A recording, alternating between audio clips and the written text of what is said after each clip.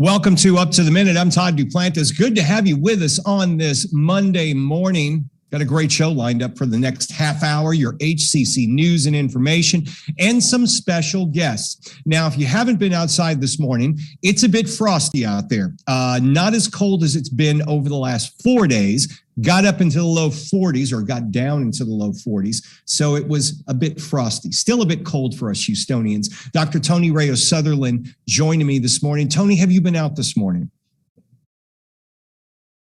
Well, your mic is muted, so we won't hear you yet. See, I have There we go. I have two buttons for mics, and I only did one. Sorry. There you go. I have not been out, but it is. I see the windows, and it is absolutely beautiful out there. I should be out. I know it's cold, but it is very pretty. It is. It's nice out. And, you know, it's going to be this way, they say, for the next, 10 days or so. Maybe no rain till a week from Wednesday.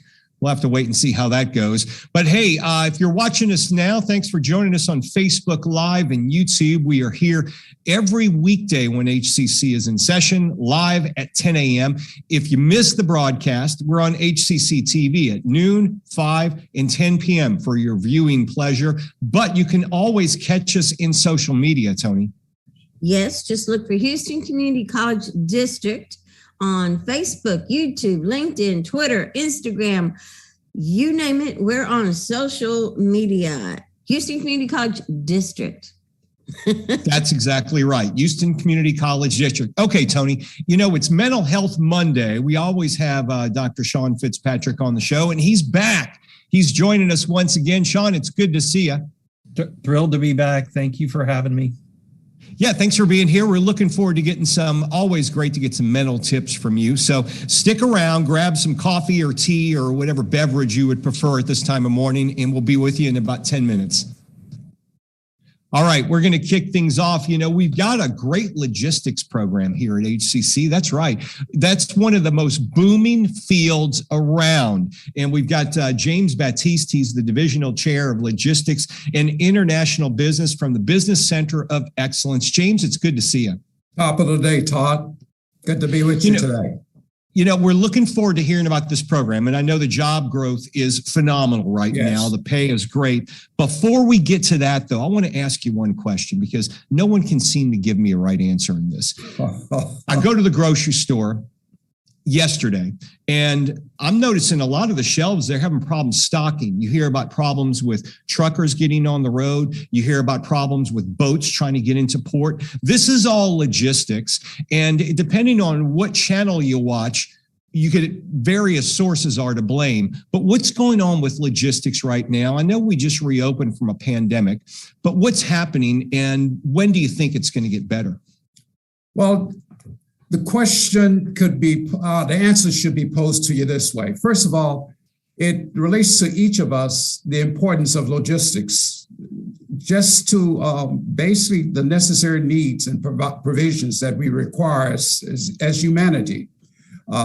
What we are experiencing is a lack of supply, a lack of proper planning and processing materials out.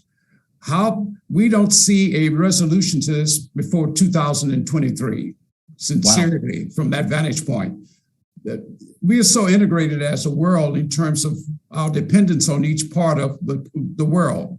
The need for grain will come from a certain region. The need for manufacturing will come from a certain place.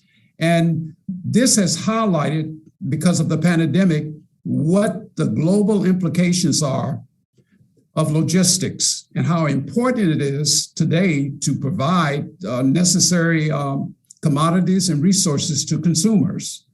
So yeah, and I know we're being proactive. We've been proactive at HCC for years by training logistics workers.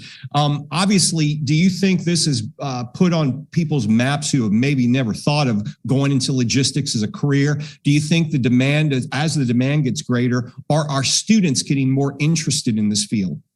Very much so. It's appropriate that we are heightening awareness of our program because of the need and demand in global supply for training in logistics and for students who are being prepared for it. So it's a golden opportunity right now. And the job opportunities are here in the Houston area, correct? Yes. We have approximately 1,300 currently posted positions in logistics, from driver to dispatching to warehousing. And those jobs can be high paying as well when our students go through your program. Let's start with, how long does it take to go through the program? And what type of money can you make, real money you can make when you get out of it? Well, we have a basic certification program, which once a student enrolled within 2 months, they will be certified in basic logistics processes. Our degree program, which is 2 years, requires a more extensive knowledge and information. So basically what we have encouraged our students to do is get the certification, which qualifies them for positions from $15 an hour up to $25 an hour. In long term, the jobs, can you be making much more than that as well?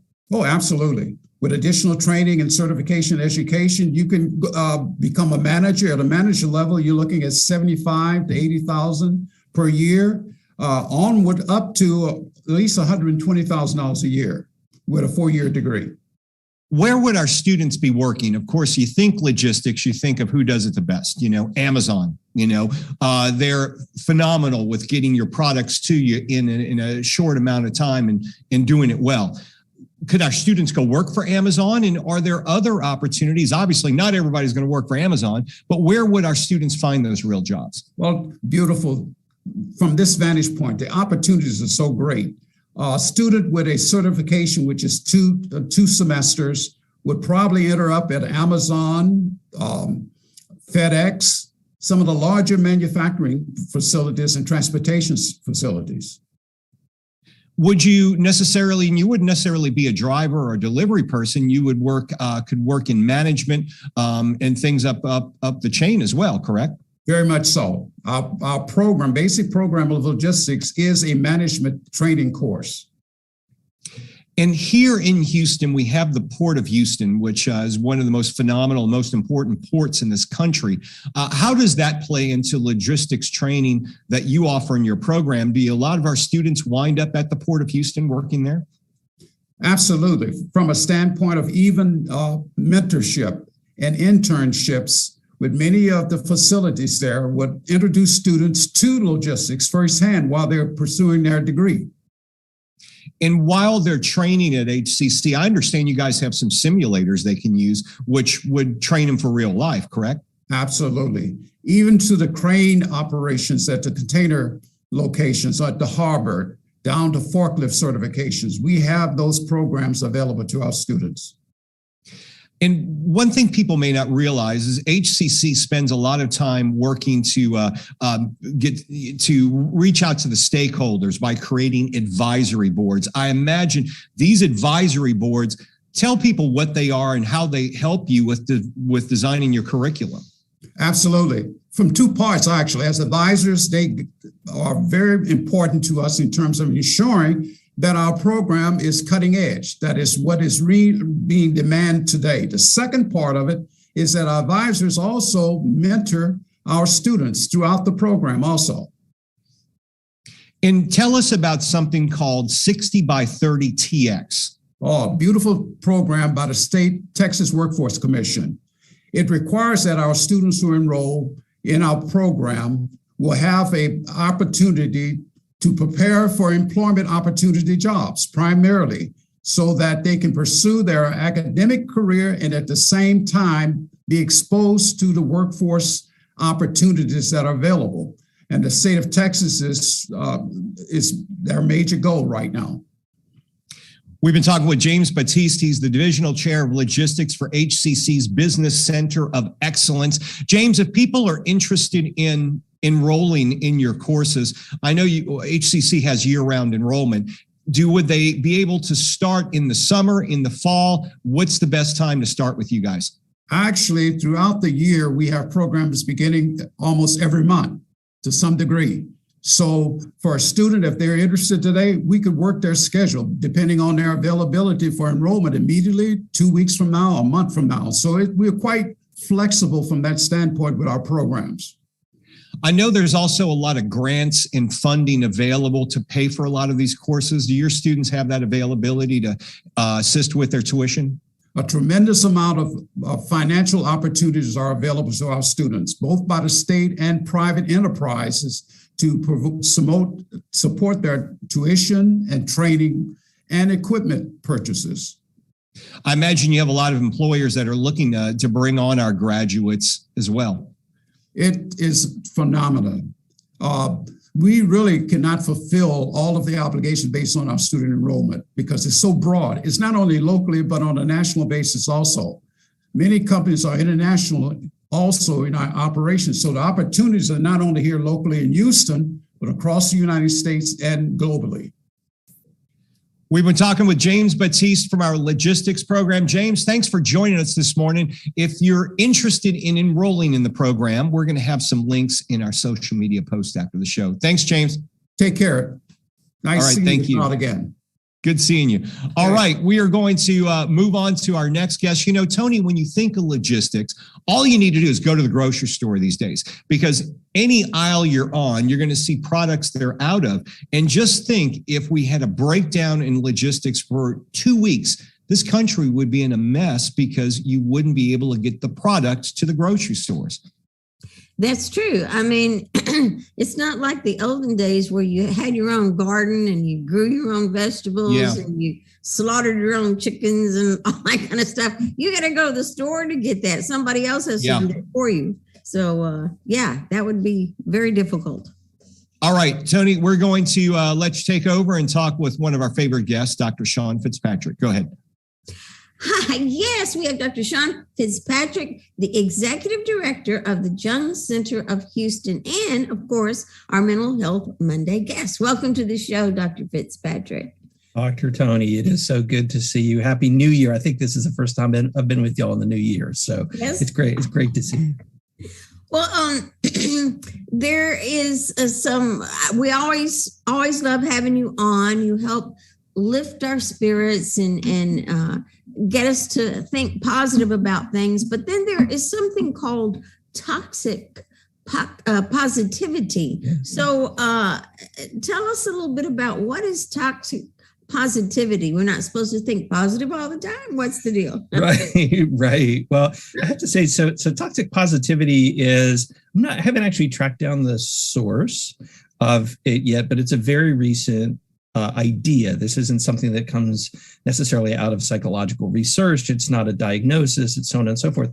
But it's an idea that I think is actually quite helpful, which is when we are using a positive thought as a way of avoiding something painful and something that's actually necessary to experience. And we see this show up when somebody is struggling, and it's just a natural American, maybe human response to say, cheer up, things are going to be wonderful just around the corner, don't worry about this, don't let it get you down. And there's a fine line sometimes about whether that is uplifting or just denying, right? It's just a way of avoiding what's real. And particularly at a time when, we're more cognizant of how much we struggle. We've been talking for the last several years about the deprivations. We're just talked about what's happening in the grocery stores. We see it everywhere, that the patterns that we so depended on have broken down in a lot of ways. It can be, as I say, a way of kind of denying what's real, to say, well, things are going to get better right around the corner.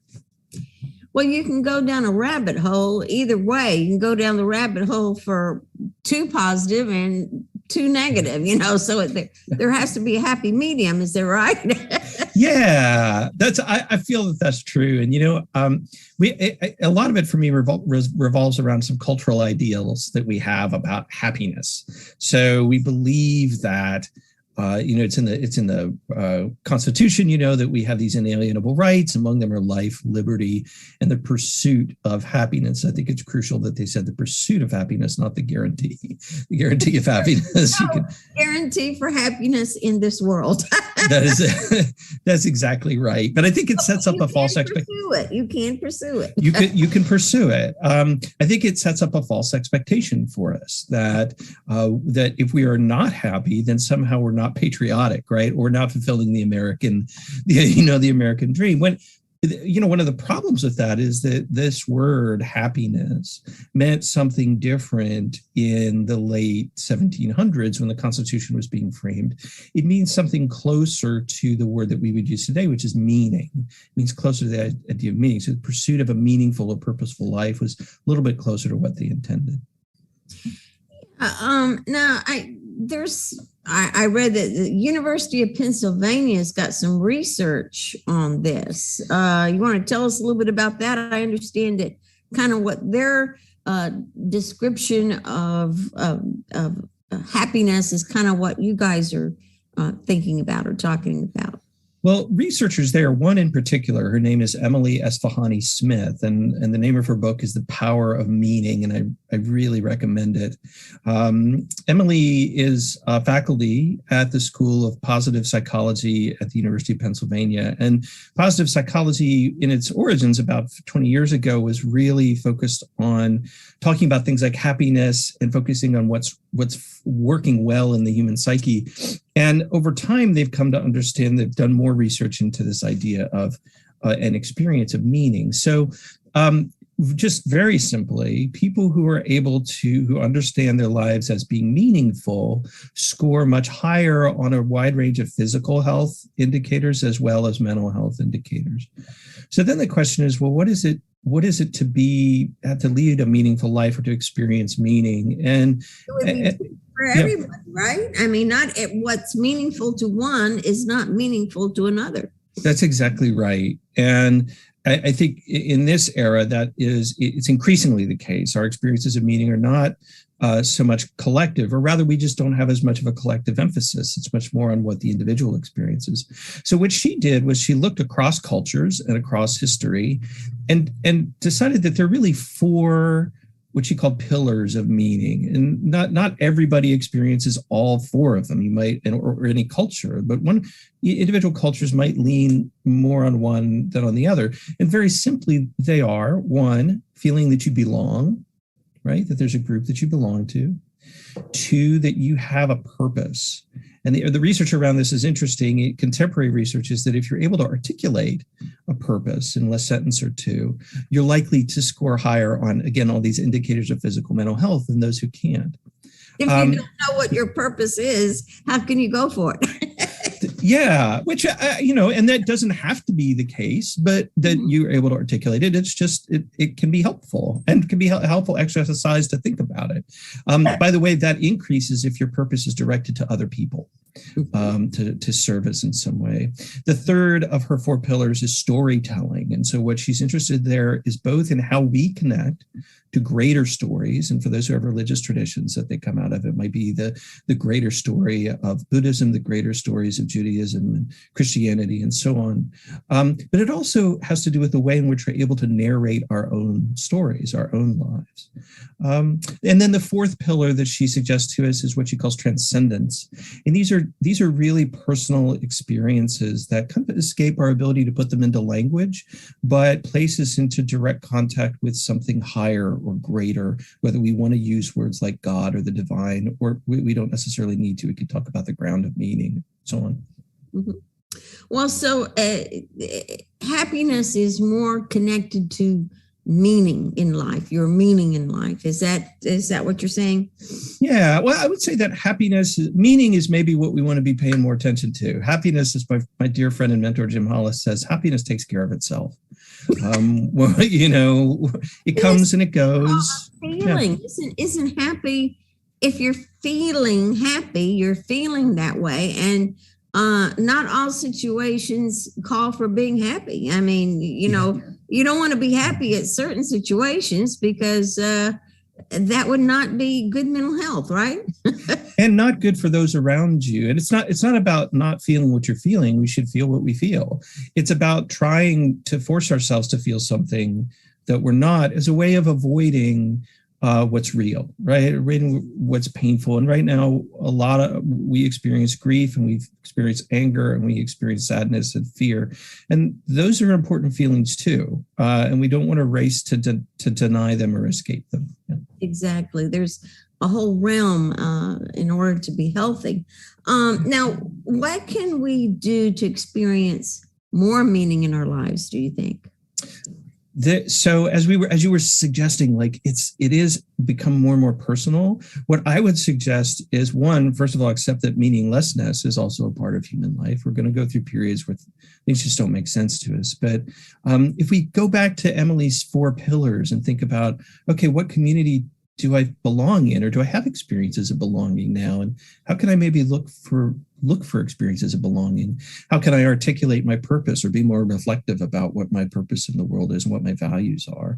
And maybe what are some of these greater stories that either I connect to, that I'm a part of, or are living their way through me? And it's actually a helpful exercise with people who have just gone through a traumatic event, is to get them to talk about what happened before, what happened during, and what happened after. This is a fundamental part of human psychic sort of functioning, is being able to structure our lives through story. Don't deny it, Yeah, don't deny it. Go ahead and name it, as they say. Yep, let's talk about it. Yeah. Now you've got some upcoming events. One is called Turning Fast and Slow.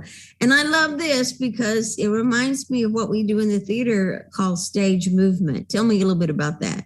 This is Geeka Rector, and Geeka has been a long time instructor at the Jung Center. She is a tremendous creative artist, and I know that she's trying to capture this sense that we all have, that some of our transitions are going to happen on a dime that we don't have a lot of control over, and other transitions take a long time, and maybe we don't have control over the speed at which these things happen. So she's a delightful human being, and I encourage people to check that out, as well as the many other things that we have going on at the Jung Center in the coming weeks.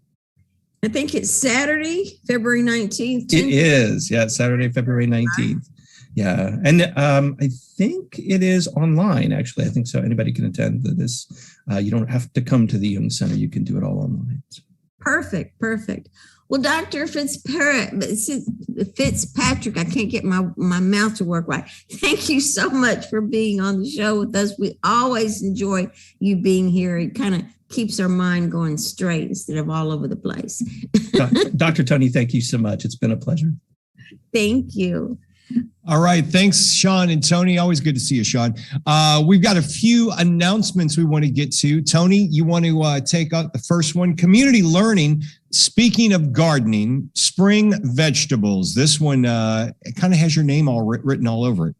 Yes, it does. I was talking about, we don't all have gardens to grow our own vegetables, but you can do that if you want. Not you want to grow all of them. You can't do that, but this is a good way to learn. HCC Northwest will present another Green Thumb Gardening Workshop via the Texas A&M AgriLife Extension Program. It's from 10 to 11:30 Monday, February 14th, Valentine's Day, and it is online. Okay. One thing that's happening in person, subs and sandwiches are back. Let's get this right. HCC's Minority Business Development Agency, known as MBDA, will get together in person, that's right, to target minority business enterprises. 11:30 a.m. to 1 p.m. Wednesday, February the 16th is the date. The Houston MBDA Center. So make sure you check them out. We will have the link in our social media post after the show. And another thing that's very important, Tony, a message for our veteran community. Yes, it's suicide prevention. HCC's Counseling and Ability Services is offering a suicide prevention workshop for the veteran community. The presenter is Andre L. Napier, he is the REACH Vet Coordinator at the VA Medical Center, and it's going to be noon on Thursday, February 24th. So be sure and register for that. Okay, a solo artwork is going on right now. You can check out the works of Professor Stanley Kaminsky to be featured at the HCC Northwest for its spring 2022 exhibition. Check that out. Of course, the event is free. It's through April the 9th at the HCC Northwest Spring Branch Gallery. For more information, we'll have a link in our social media post. Fast Track Training is still available. We were talking about some logistics programs. I believe you can find some of them on the Fast Track Training website, but you got to register to do so, Tony. This means they'll get you in, get you out, and pay for your college. Yes, and there's so many good jobs out there, good paying jobs, I may say, out there. And you don't have to pay for it. If you qualify, there's financial aid for that. And you can get training in construction, healthcare, welding, smart manufacturing, IT, which includes cybersecurity. There's so many wonderful jobs you can get at a good high paying price. That's right. Okay. If you're interested in going to school this semester before the summer starts, like in the spring semester, well, your time is dwindling away. You can still fit it in accelerated courses that'll get you finished before the summer sessions start. But you have to go online and register now. We've got lots of ways to finance for your college. 5 ways to learn. You can take some courses in person. That's right, in person, on an HCC campus, or you can take them all online, or hybrid, where you do a little bit of both. But if you're going to take the in-person courses, those courses are very small. So make sure you register early. Go to hccs.edu/now for your registration needs. All right, Tony, tomorrow, I think you're in the studio here, right? Yes, I am. Okay. I'll be at home, but we'll have some special guests joining us tomorrow. Yes, HCC history instructor Dr. Samuel Hogsett will join us to talk about the Black Power movement, the long 60s, and social justice as we continue to focus on our Black History Month.